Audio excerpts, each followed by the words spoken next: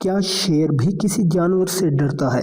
ٹیپو سلطان نے کہا، شیر کی ایک دن کی زندگی گیدڑ کی 100 سالہ زندگی سے بہتر ہوتی ہے۔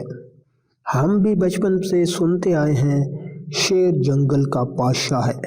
تم کیا بھیڑ کی طرح چھپ رہے ہو؟ شیر بنو شیر۔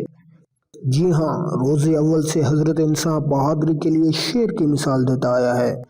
اور تو اور ہماری تو ایک سیاسی پارٹی کا انتخابی نشان بھی شیر ہے۔ اس چیز سے یہ تصور اور بھی پختہ ہو جاتا ہے کہ شیر کے بارے میں جو کہانیاں بنی ہیں وہ درست ہیں۔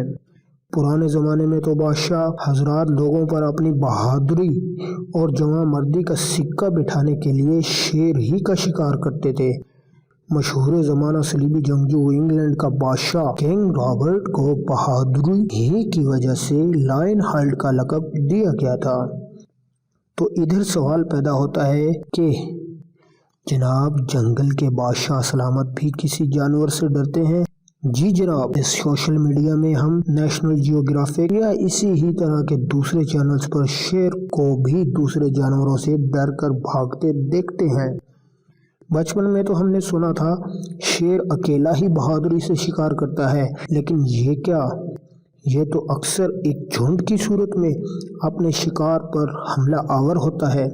اور جنگل کا جائزہ لیں تو شیر سے کئی بڑے اور جسم کے لحاظ سے ہیوی جانور بھی دکھائی دیتے ہیں، جیسا کہ بوٹسوانا نیشنل پارک کا مشہور واقعہ ہے کہ جب ایک ہپو نے 3 میل شیروں کو ڈرا بھگایا۔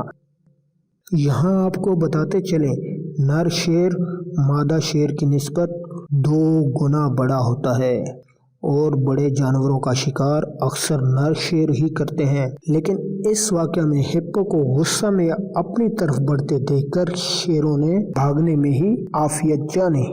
تو آپ کو بتاتے چلیں کہ ایسا کوئی ایک جانور نہیں جس سے شیر ڈرتا ہو، بلکہ شیر تقریباً تمام بڑے میمل سے ڈرتے ہیں، جیسا کہ زرافہ، ہاتھی اور ہپوس۔